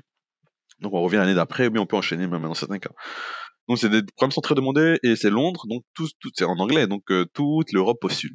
Donc, il n'y a pas que la France, il n'y a pas que les Anglais, il y a les Suédois, il y a les Finlandais, il y a les Russes, il y a tout le monde. Donc, je crois qu'à Londres, j'ai pas les dernières statistiques, hein, mais à l'époque, hein, je pense que c'était facilement 30 000, jusqu'à peut-être même 60 000 candidatures, etc. J'ai vu une statistique récemment qui disait que cette année, chez Goldman, par exemple, c'était 1% de taux de conversion par rapport à ceux qui avaient postulé, quoi. Donc, il y a 1% des gens qui ont postulé qui ont eu des offres. Donc, pour dire à peu près, voilà le Le niveau de niveau de sexité sélectivité. voilà, auquel on fait Et face. c'est une fierté que d'avoir des Ivoiriens qui réussissent de tels concours. Et donc, félicitations encore Effectivement. pour ça. Bah, merci, merci, merci. Non, écoute, au final, donc moi, je postule un peu partout et du coup, bon, donc moi, jusqu'en décembre, j'ai mes procès chez Bank of America et Perella Weinberg Partners qui sont pas concluants. Jusqu'à décembre, j'ai pas de nouvelles de JP Morgan, donc je me dis que c'est fini parce qu'en général, les dernières offres sont données en décembre. Ok. Et du coup, bon, moi je pense que, en tout cas, pour me faire court, hein, je pense que moi, mon admission à JP Morgan, oui, il y a eu 2 mois. J'ai travaillé, j'ai fait mon CV, j'ai envoyé des candidatures, j'ai postulé rapidement. Je pense que dès que ça a ouvert, hein, le début août, j'ai postulé, etc. J'ai fait ma vidéo, tout, je me suis préparé. Tout ce qu'il y a à préparer, j'ai préparé, j'ai fait ce que je pouvais. Mais je pense que voilà, c'était la main de Dieu, en tout cas, qui a permis de sortir mon profil du lot de la pile de CV et de permettre que je puisse être contacté. Bien sûr, du travail au travail des hommes, donc bon, oui. Mais voilà. Donc moi, en janvier, je me dis que c'est fini. Et en janvier, je pense que c'était première semaine de janvier, deuxième semaine de janvier, on avait même à cette époque, on avait des sortes de séminaires à l'ESCP en 2 stages, etc. Et là-bas, je reçois un mail qui m'invite à une interview pour JP Morgan. Donc comment ça se passe chez JP, c'est que tu fais la première partie, test en ligne, enfin pas test en ligne, mais CV, tout ça, tu fais ta vidéo interview. Et eux, ils n'ont pas le truc intermédiaire. Donc directement, on t'invite à l'interview finale. Donc ils appellent ça l'assessment center. Et je reçois une invitation à un assessment center la semaine qui suit. Bon, déjà, première chose bon, voilà, il ressemble à un miracle. Parce que normalement, c'est fini là, à cette époque-là. C'est comme si, en fait, le match est fini, on a sifflé 90 minutes, et puis on dit temps additionnel. Voilà, out of nowhere. Bon. Donc, je dis OK. En une semaine, donc je me prépare, etc. Je vais faire l'Assessment Center. Depuis le Covid, maintenant, ils font les interviews en ligne. Donc, ça va, on n'a pas besoin de partir à Londres, tout ça. Donc, ça se passe en ligne. Donc, c'était une série de quoi? Donc alors il y avait d'abord un exercice de groupe, donc où tu participes à cet exercice avec les autres personnes qui sont dans le processus. Donc on était une dizaine de personnes, je crois, qui étaient dans ce round là et qui compétissaient pour avoir des offres. Et après tu avais une série de 3 interviews de 30 minutes avec des MD ou ID, donc de la banque. Donc voilà, je fais ça, ça se passe bien dans l'ensemble, hein, voilà. Et franchement, j'y crois.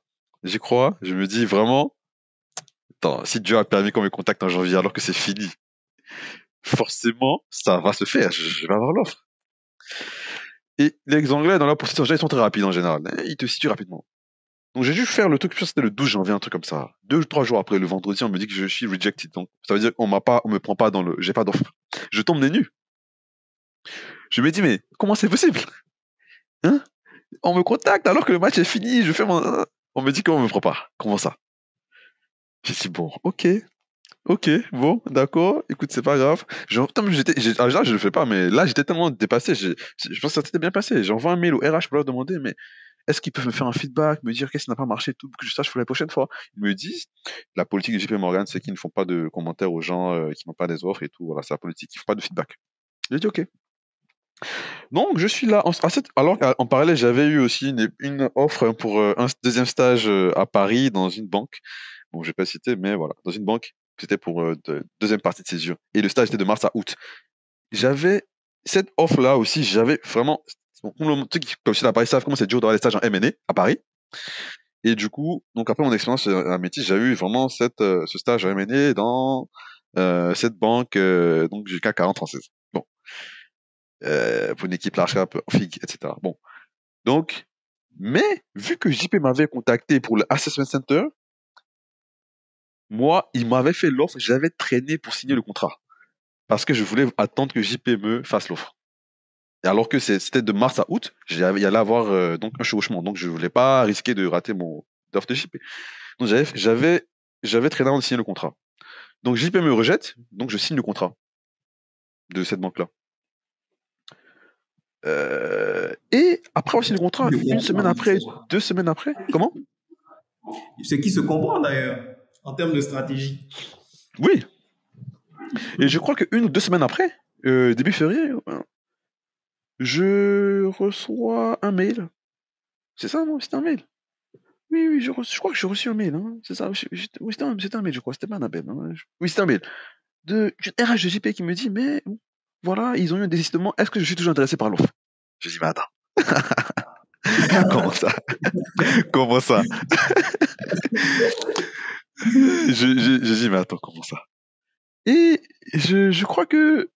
Mais ce jour-là même où j'ai reçu ce mail, je pense que est-ce que j'étais pas allé à l'église, je sortais quand j'ai reçu ce mail-là, il me semble. Donc, vraiment, j'ai dit, mais attends, c'est pas possible. Et je réponds, bien entendu, que oui, bien entendu, je suis intéressé, etc., etc. Elle me dit, ok, donc elle me revient.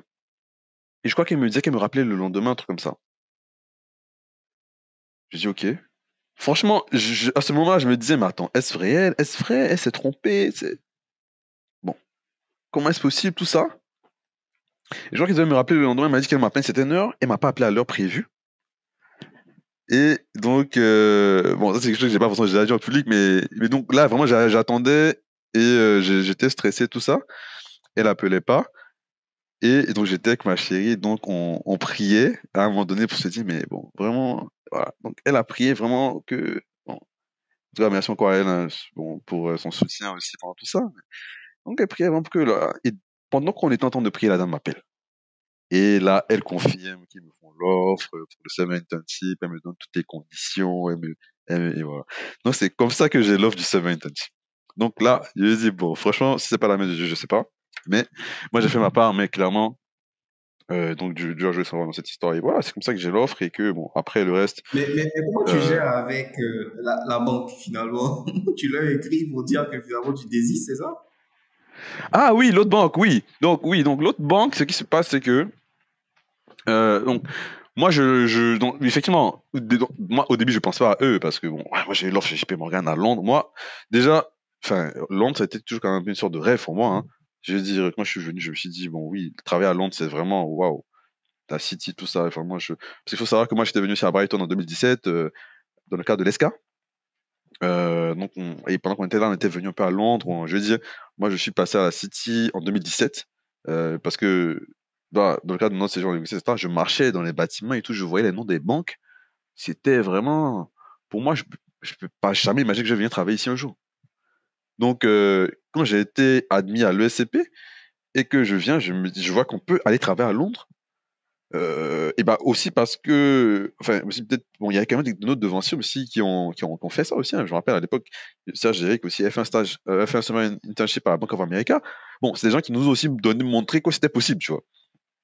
Donc oui, il y a des gens devant moi aussi qui ont montré que c'était possible. Donc, mais voilà, je dis, Londres c'était le rêve.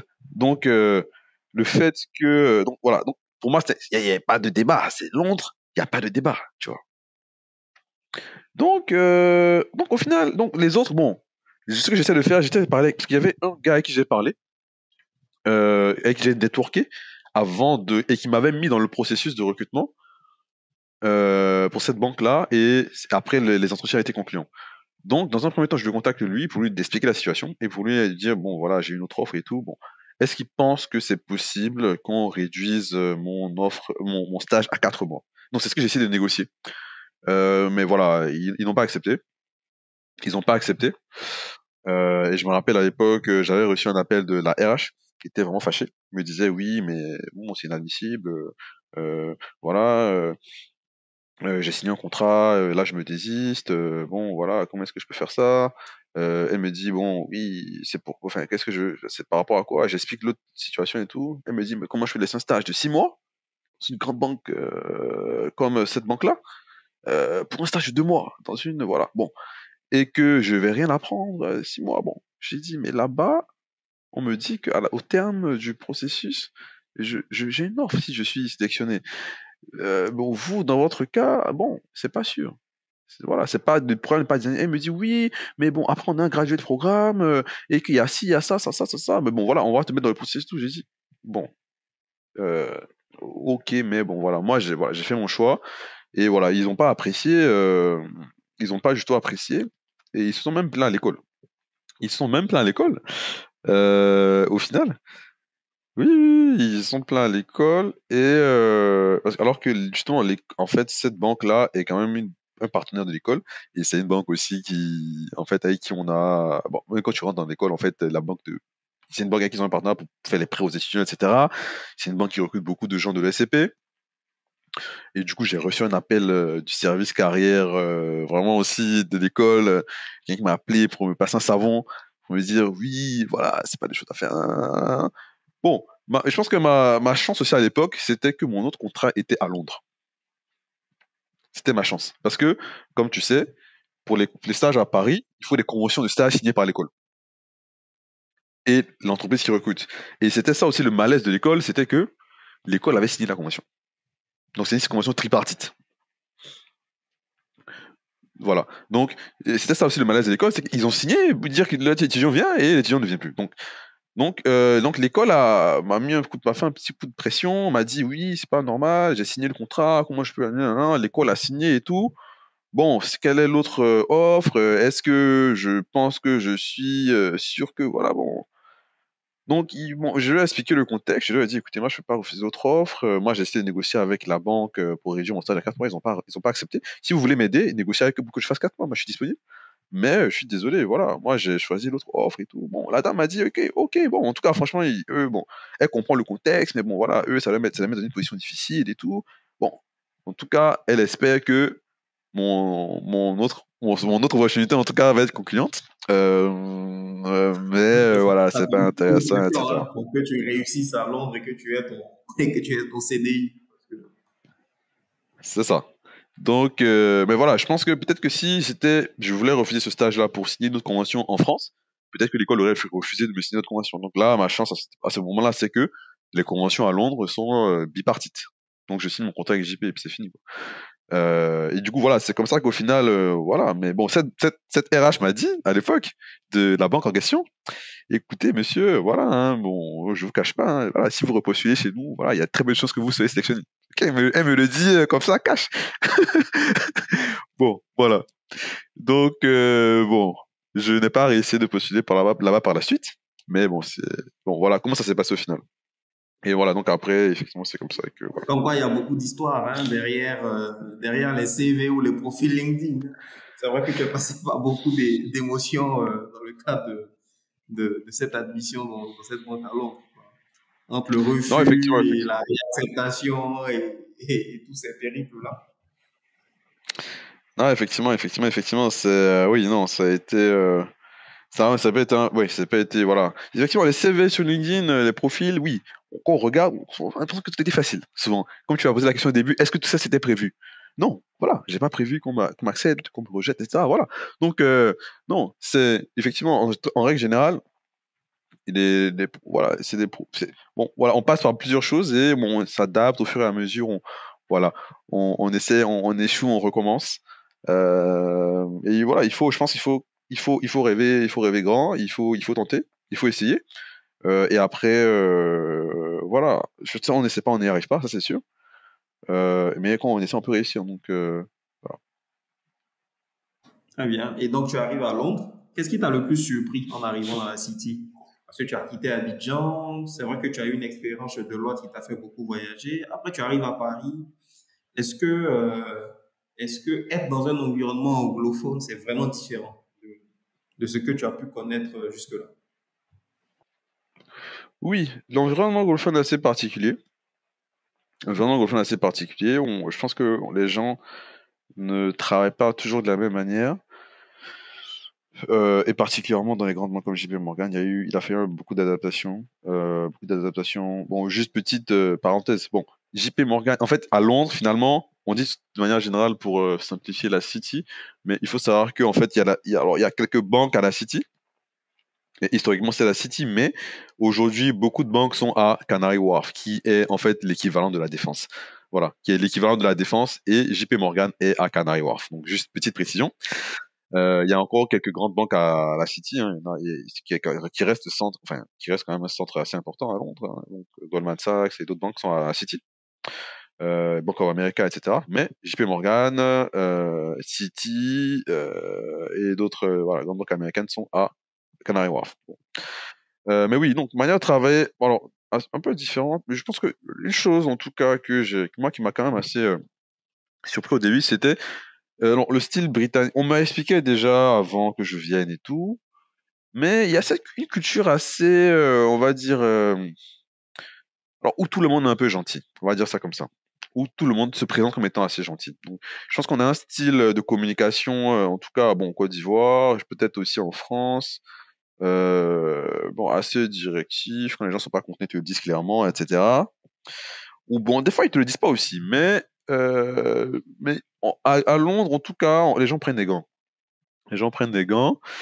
Voilà, c'est vraiment, on envoie des mails, les gens ils mettent des points d'exclamation dans les mails, etc. Non, merci avec point d'exclamation, enfin, bon, des choses que j'ai pas vues avant. Donc il y a vraiment une atmosphère où, au final, tu as l'impression qu'en tout cas, on essaie de mettre tout le monde un peu à l'aise. Et ça, c'est un. Deux, ça, je sais pas si je sais pas si c'est une caractéristique anglaise ou anglo-saxonne ou si c'est une caractéristique de JP Morgan, en tout cas des grandes entreprises, des grandes banques. Mais quelque chose qui m'a un peu fatigué aussi au début, c'était que des fois, les instructions n'étaient pas forcément ah, Erwan fait ça. Tu vois, on t'envoie un mail, on va dire, alors, team, let's do this. Donc, équipe, faisons ça. Tu vois. Et des fois, le mail est reçu par 5-6 personnes. Donc, qui dans l'équipe doit faire quoi, tu vois.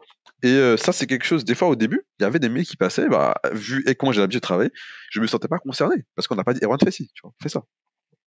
Alors qu'il fallait comprendre que, bah, si on dit team, let's do this, bon, tu es le seul junior dans l'équipe, mais tu es le plus junior, c'est toi qui dois faire.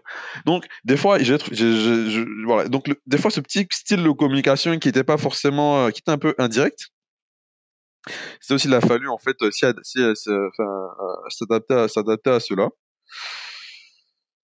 Après, bon, il y a la langue, bien entendu, hein, l'anglais, bon, voilà. C'est vrai qu'on a fait des écoles avec les cours en anglais et tout, mais quand même, il y a eu une progression qu'il a fallu avoir en anglais pour comprendre. Ouais, il a fallu une adaptation parce que je peux te dire que, en tout cas, quand je suis arrivé en summer internship, bon, je pense que je comprenais peut-être 60% de ce qu'on me disait, quoi, entre 50 et 60%, et ça dépendait. Et donc, il y a eu des fois où, voilà, quoi, tu faisais des choses qui étaient peut-être contraires à ce qui était attendu, en tout cas, c'était pas exactement ce qui était attendu parce que tu n'avais pas tout compris. Donc, je me rappelle même, hein, le jour quand la RH m'a appelé pour donner même l'offre pour faire les semaines internship, je peux te dire que j'ai compris les éléments clés, mais j'ai pas forcément tout compris, tu vois. Donc, il y a eu quand même une progression à avoir sur la partie anglais et qui affecte ta performance. En réalité, on se rend pas compte. Et moi, cette expérience alors, peut-être en Côte d'Ivoire, enfin, de façon générale, en ce moment, beaucoup de gens disent que peut-être que dans les villages et tout, il faut qu'on commence à donner des cours aux gens dans la langue maternelle. Parce que ça affecte le niveau de compréhension et la motivation des étudiants, des enfants. Et franchement, moi, cette expérience m'a montré que les gens, et c'est vrai, parce que, effectivement, ça affecte ta performance. C'est que j'ai ma performance dans la banque a fortement augmenté enfin, avec le temps, parce que j'ai appris beaucoup de choses, mais aussi parce qu'aujourd'hui, quand on me demande de faire une tâche, je comprends ce qu'on me dit. J'ai dit, bon, voilà. Alors qu'il y a eu un moment où je comprenais partie. Donc, ça, c'était quand même quelque chose qui était quand même pas facile à gérer. Mais bon, il faut juste être dans le bain et bon, au final, ça se fait tout doucement. Donc voilà, peut-être quelques points comme ça qui me viennent en tête et qui m'ont marqué à Londres. Mais aussi, les gens sont pragmatiques ici. Les gens sont pragmatiques. Et aussi, la vitesse à laquelle on travaille, moi j'étais impressionné, hein. Quand je suis arrivé en summer internship, la vitesse avec laquelle on travaille chez JP Morgan, et et c'est pas que chez JP Morgan au final, hein, c'est dans toutes les grandes banques, hein, large cap, et tout, parce qu'on travaille avec d'autres banques aussi. C'est impressionnant. Moi, j'étais toujours impressionné. Là, et ça, je le dis, mais en summer internship, j'ai l'impression que le temps moyen de réponse au mail, c'était entre peut-être 1 et 2 minutes, quoi. En fait, dès qu'il y avait un mail qui passait, les gens répondaient. Moi, j'étais impressionné. T'as l'impression que les gens, je sais pas, ils dormaient sur leur ordinateur, ils attendaient le mail, quoi. Mais bon, c'est à cette vitesse avec laquelle il faut travailler, c'est ce qui est attendu au quotidien. Et c'est des fois des choses qui peuvent t'arriver même jusqu'à aujourd'hui. Enfin, c'est des attentes que les gens ont. Hier, par exemple, juste, bon, voilà, pour l'anecdote, je travaille plus à la fois et du coup, j'ai sur un projet. Il y a un mail qui est passé et peut-être 30 secondes après, mon associé m'envoie un message pour me demander si je m'en sors. Je venais de recevoir le mail. Parce Bon, que, parce que pour lui, donc, c'est clair bon, que tu l'avais déjà ouvert et que tu étais déjà en train de travailler dessus. voilà. Donc, c'était les attentes que les gens ont. Bon, bien entendu, bon, je pense qu'en fonction de ce qui est urgent ou pas, bon, voilà, les gens ne vont pas s'attendre à ce que tu répondes à tout en 30 secondes. Et voilà, mais effectivement, il y a quand même, c'est juste pour dire que, de manière illustrative, hein, il y a quand même cette attente-là en termes de rapidité d'exécution. Et ça, c'est quelque chose qui m'a beaucoup impressionné. Et c'est des choses qu'on découvre quand on arrive dans ces environnements-là, hein, ça met aussi un coup de pression, hein, sur peut-être des méthodes de travail qu'on pourrait avoir chez nous, en Afrique, dans nos différents pays. Alors, on a beaucoup parlé d'académique, on a parlé de professionnels, mais après tout, on reste des humains. Voilà, on a une vie sociale. Les métiers de la banque, ça prend beaucoup de temps. Comment est-ce que toi, tu arrives à gérer l'équilibre entre ambition professionnelle et épanouissement personnel? Tu as parlé tout à l'heure euh, enfin, tu as mentionné ta petite amie. Euh, comment est-ce que vous arrivez à gérer votre temps et puis sur d'autres aspects de ta vie aussi également, comment est-ce que ça se passe pour arriver à avoir un très bon équilibre? Oui, non, écoute, non, c'est pas toujours évident. C'est pas toujours évident. Mais on trouve le temps. Enfin, ma première année, c'était un peu plus compliqué. Ma deuxième année, depuis mars, ça va un peu mieux. Mais on trouve toujours le temps et voilà, avec ma chérie, c'est vraiment. Bon, il y a plusieurs challenges parce que déjà, elle est à Paris et moi, je suis à Londres. Mais depuis qu'on est ensemble, on a toujours fait tout ce qui est en notre pouvoir pour avoir des moments à deux. Et donc, je pense que même quand c'est. Enfin, à part si tu travailles 24 heures sur 24, mais bon, je pense on peut toujours trouver le temps et toujours être. Enfin, tu peux toujours trouver le temps et être un peu innovant pour trouver des moyens de se voir. Et bon, en réalité, c'est vrai que même depuis Abidjan, c'est vrai que bon, j'étais d'abord en prépa, après bon, en SK, ça allait, j'étais pas. Même là, je bougeais beaucoup à cause des événements et tout, mais j'ai. Bon, on est ensemble depuis un bon moment et même quand j'étais en audit, j'étais très occupé, etc. Mais je me rappelle que des fois, mais même pendant que j'étais en train de travailler, bon voilà, des fois, ils pouvaient passer à la maison, etc. Et on trouvait quand même des moments de passer on trouvait le moyen de passer des moments ensemble. Donc, en général, je disais que c'est une question de volonté. C'est une question de volonté. Donc, il faut être intentionnel et vouloir, en fait, faire des activités. Et on peut toujours trouver le temps. Et même JPO, c'est vraiment été compliqué dans ma première année. En général, les gens, ils étaient assez compréhensifs quand tu expliquais que, écoutez, ma chérie, bon, Elle n'est pas à Londres, elle est de passage ce week-end. Voilà, on essaie de me donner quand même le temps de faire des activités. Donc j'ai essayé de jouer un peu sur ça. Ces derniers temps, c'est un peu plus simple à gérer. Quand tu viens d'arriver, c'est un peu plus difficile. Et on a eu des fois où on a eu à annuler des programmes, on a eu à, voilà. Mais je dirais que, ouais, il faut être intentionnel et essayer de trouver toujours le temps. Ça peut être pendant les vacances, etc., de trouver le temps pour pouvoir passer des moments ensemble. Et il faut que ce soit important, parce que si on relègue ça au second plan, c'est sûr qu'on va pas y arriver, mais si on considère ça comme étant important, il y a toujours des moyens de le faire. Bien dit. Et ensuite, est-ce qu'un retour en Afrique, en Côte d'Ivoire, est un objectif? Si oui, sous quelle forme? Oui, donc non, je dirais que alors oui, je compte en tant que Côte d'Ivoire, ça c'est clair, il n'y a pas y a pas de débat. Bon, l'horizon un peu moins clair, mais ce que je peux dire, c'est que au final, avec le temps, je comprends que on n'a pas forcément besoin d'être dans un lieu spécifique pour aider l'endroit en question. Ok. Donc je n'ai pas besoin d'être en Côte d'Ivoire pour aider la Côte d'Ivoire. Bon, euh, exemple simple. Bon, il y a des Ivoiriens qui sont pas en Côte d'Ivoire, mais qui ont fait beaucoup plus sur le pays que beaucoup de gens qui y sont au cours de ces dernières années. Et même, il faut faire attention, mais des fois même, on peut être en Côte d'Ivoire sans aider le pays, en réalité. Parce que on peut avoir cette vision de se dire que, bah, une fois que je suis dans le pays, je l'aide. Bon, pas forcément. Ça dépend de pour qui tu travailles, par exemple. Ce que tu fais exactement.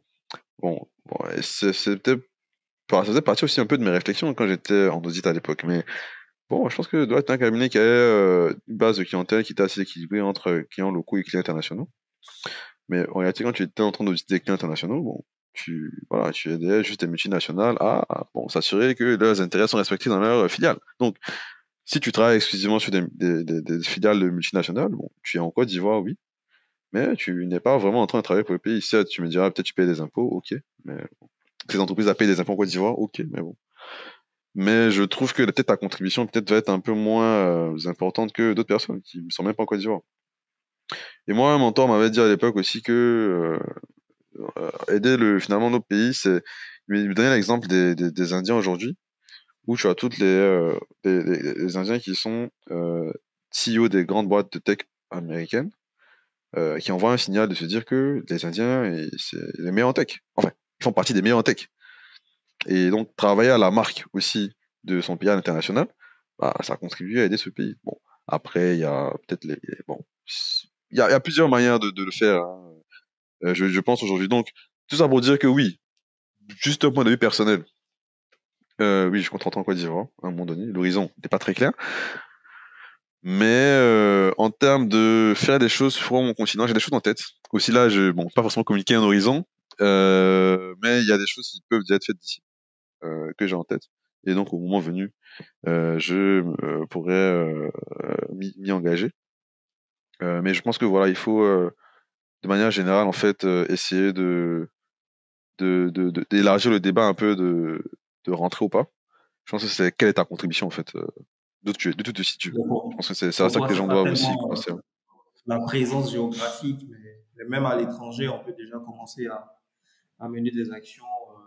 Et puis, après, quand les opportunités se présentent, venir sur place quand ça se, quand ça se précise un peu mieux. Oui, ça peut être ça. Ou même, mais s'il y a des gens qui peut-être préfèrent vivre à l'étranger, ils peuvent vivre à l'étranger. Il ne faut pas les complexer. Mais comment est-ce qu'ils aident? C'est ça le vrai point, quoi. Et comme aussi, on peut être sur place et bon, et même avoir une contribution négative. Hein, bon, je vais pas rentrer dans les détails, mais bon, voilà, on peut être sur place avec une contribution négative, tu vois. Bon, je pense que peut-être tu me comprends, mais voilà. Donc, je pense que c'est à ça que les gens, en fait, c'est vers ça que le débat doit évoluer. En fait, d'où tu te situes, comment est-ce que tu aides, comment est-ce que tu contribues à faire grossir le gâteau et voilà, comment est-ce que tu t'assures que tu ne retranches aucune part du gâteau que pour ton profit personnel et sans faire avancer, sans faire grossir le gâteau pour tout le monde. Donc, bon, voilà. Je pense que c'est ça le vrai challenge et c'est vers ça qu'on doit s'orienter. Très bien. Alors, Erwan, on est à la fin de notre entrevue. Avant de faire un petit jeu, est-ce que tu auras un mot de fin? Alors, mot de fin, je dirais que Bon, le nom de ton podcast, intéressant, Oser l'élite. Ça me fait penser aussi au slogan d'HEC. Bon, bien que j'ai fait le SCP, je connais aussi le slogan d'HEC. Donc, et c'est un slogan que je trouve intéressant, apprendre à oser. Et donc, au final, on se rend compte que, bah, en fait, si on n'ose pas, on n'y arrivera pas. Hein. Donc, ce que je disais tout à l'heure, il faut essayer pour pouvoir arriver. Donc, aussi, on dit, il faut viser la lune, comme ça, on peut tomber les étoiles, etc. Donc, je pense que, moi, ce que j'aimerais dire, je sais pas qui va écouter ce podcast, mais il faut rêver grand. Il faut rêver grand. Il faut rêver grand, comme les Anglais disent, sky is the limit. Donc le ciel c'est la limite. Donc ça veut dire qu'il n'y a pas de limite. Peut faire tout ce qu'on veut faire. Quand on est jeune, faut pas avoir peur de prendre des risques. Bon, moi je suis pas entrepreneur, donc j'ai pas pris les risques les plus importants non plus. Hein. Mais bon, peut-être peut se dire que abandonner son CD en Côte d'Ivoire et aller reprendre des études, bon, c'est quand même un risque. Je pense que quand on est Parce que oui, les choses peuvent ne pas bien se passer. Aujourd'hui, je suis chez JP et tout. Bon, ça aurait pu être différent. Il y a des gens qui ont fait la chose, qui malheureusement peut-être ont pas pu s'intégrer ou ont dû faire d'autres choses qu'ils n'avaient pas prévues. Donc voilà, il faut pas avoir peur de prendre des risques quand on est jeune et voilà. C'est ce que je pense, que c'est ce que je peux dire comme mot de fin. Voilà, il faut oser. Il n'y a pas de limite. Il faut rêver grand, essayer tout ce qu'on peut. Et puis, prendre aussi exemple sur des personnes avant soi qui peut servir d'exemple. Des mentors, des personnes dont on observe la réussite de loin, et aussi dans beaucoup de choses. Bon, il faut pas, comme on dit, réinventer la roue. Donc il y a des choses qui ont déjà été faites ou vécues par d'autres personnes. Donc il faut aller au contact, essayer de trouver la ressource, essayer d'aller à l'information pour voir comment ces personnes ont géré ce genre de situation, mais comment ces personnes-là s'y sont prises. Donc voilà ce que je peux dire comme mot de fin. Très bien. Merci, Erwan. Et puis, ben, on va passer au jeu. Donc, le jeu est simple. Hein. Tu vas nous dire en quelques mots, on va te mettre quatre éléments et tu nous diras en quelques mots ce que ça t'inspire. Une cause qui t'engage. Une cause qui m'engage. Alors, je sais pas si ça rentre dans les causes, mais vraiment moi quelque chose qui m'a toujours, que j'ai toujours eu en tête, hein, qui m'a toujours marqué, c'est vraiment bon. Comment est-ce que l'Afrique se développe? Voilà, parce que depuis que je suis petit, on parle de développement du continent africain. Je me dis, mais à quel moment on arrête de se développer? Bon, et quand on arrive au développement, les Coréens l'ont fait, les Chinois l'ont fait. Bon, nous on continue de le faire. Donc ça, c'est quand même un sujet qui a toujours été dans un coin de ma tête. Bon, maintenant, peut-être en termes de causes, peut-être tu pensais plus à des causes peut-être un peu plus classiques. Bon, moi, je dirais, Non.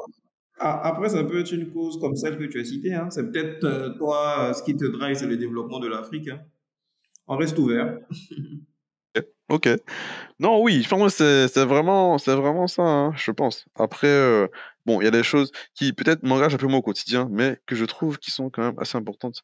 Je pense que je pense qu'il n'y avait pas eu de programme en Côte d'Ivoire sur ça, mais je pense que, bon, voilà, il y a encore du travail, donc je pense que l'accès à l'éducation à tous, je pense que ça, c'est pas quelque chose pour lequel j'ai déjà fait des choses moi-même, mais c'est quelque chose qui, de loin, quand même, je trouve important. Je pense qu'il y a un autre sujet aussi bon, dans mes réflexions auxquelles je pense de temps en temps, c'est la préservation des langues, donc de nos ethnies et tout. Oui, des langues, ouais, des langues auxquelles de nos ethnies.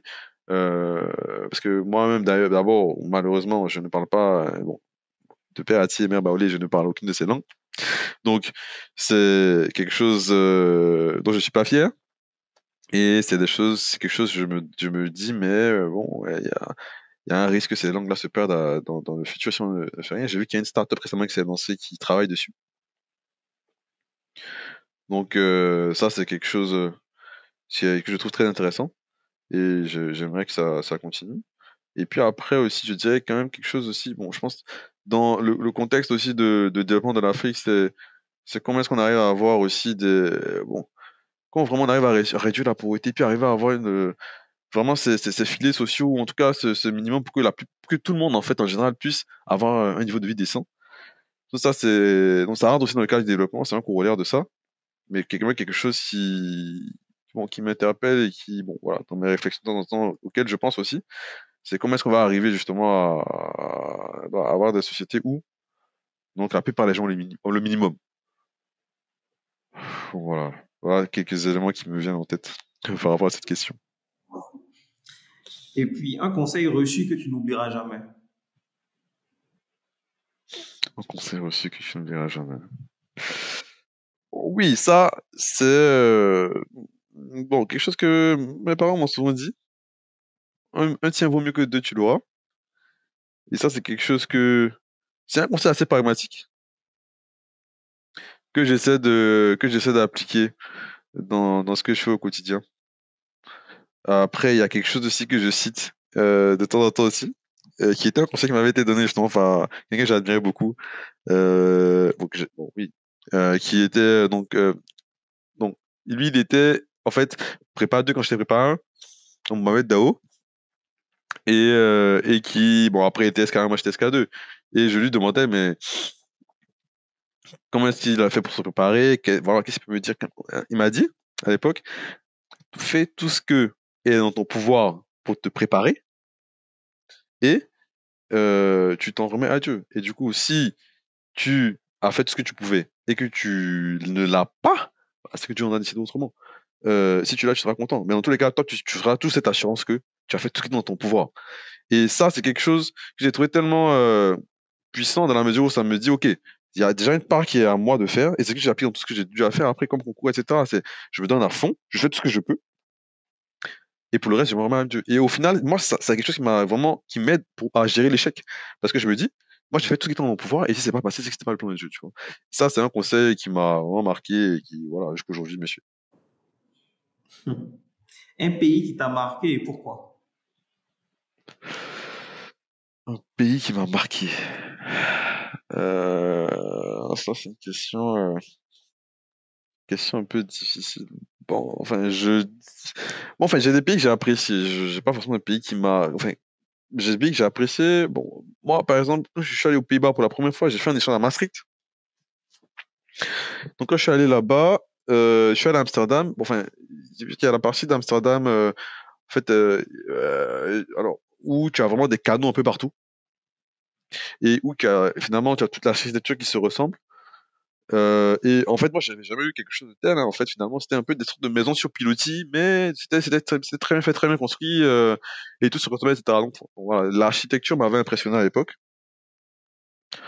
Donc voilà, quelque chose qui m'a marqué, voilà, j'avais trouvé ça assez surprenant. Mais en dehors de ça, je n'ai pas ouais, d'exemples de points qui m'aient particulièrement marqué dans le pays. Très bien. Et puis ensuite, la dernière question. Une chose que tu veux transmettre à ton toi de 18 ans. Ouh. Euh, à mon mois de 18 ans, ouais, bon, écoute, ça c'est... Bon, ce que je peux lui dire, parce qu'à 18 ans, j'ai quoi? J'étais en prépa 1. Bah, je lui dirais, écoute, ouais, travaille dur, travaille dur, accroche-toi, et aie confiance en toi et en tes capacités, et surtout, fais confiance à Dieu. Voilà, le meilleur est à venir. Très bien. Et cette fois, c'est la fin. C'était Oser l'élite avec Erwan Abbé, un jeune Ivoirien au parcours qui prouve que l'on peut partir d'Abidjan, traverser les meilleures institutions du monde, intégrer la City ou Canary Wharf, comme il a fait la précision, et rester profondément ancré dans ses valeurs, dans sa culture, dans son ambition pour l'Afrique. Erwan nous a rappelé que la réussite, ce n'est pas seulement un poste JP Morgan, c'est la capacité à se remettre en question, à apprendre vite, à garder l'humilité de ceux qui savent que tout peut encore commencer. À celles et ceux qui écoutent et se demandent si c'est possible pour eux aussi, la réponse est oui, mais il faudra du travail, de l'audace et le courage de viser haut sans jamais s'excuser de le faire. Merci d'avoir été avec nous. On se retrouve très bientôt pour un nouvel épisode de Oser l'élite, le podcast qui met en lumière celles et ceux qui élèvent le niveau pour eux-mêmes et pour toute une génération.